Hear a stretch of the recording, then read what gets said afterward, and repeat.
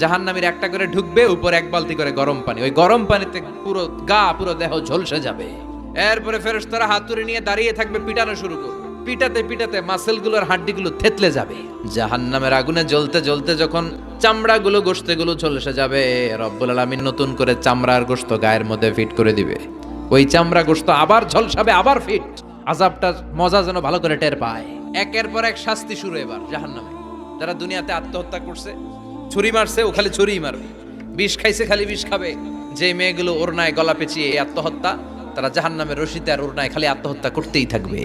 যারা স্মার্টফোনের ভিতরে ইন্ডিয়ান নায়িকাদের কোমর দোলানো ডান্স দেখেছে, অশ্লীল ভিডিও দেখেছে, জাহান্নামের গরম শিক চোখের ভেতরে ঢুকিয়ে দেওয়া হবে।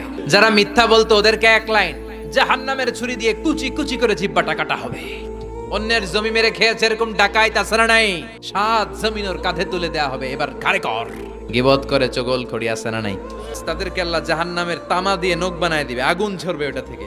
নিজেরা নিজের গালের গোশত আর বুকের গোশত টেনে কুড়ে কুড়ে খাবে। ওদের ব্যথার চিৎকারে পুরো জাহান্নামটা থারথার করে কাঁপে। যারা যাকাত দেয় নাই, জাহান্নামের টেকো সাপ, যেই সাপ কামড় দেওয়ার সাথে সাথে দেহটা নীলাভ, 70 গজ জামিনে ঢুকে যাবে। আবার সাপ ওখান থেকে ছোবল দিয়ে বের করে পা থেকে পেঁচাতে পেঁচাতে কোমরে একটা টাইট। পারবেন সহ্য করতে? আল্লাহ জাহান্নাম থেকে তুমি আমাদের বাঁচাও।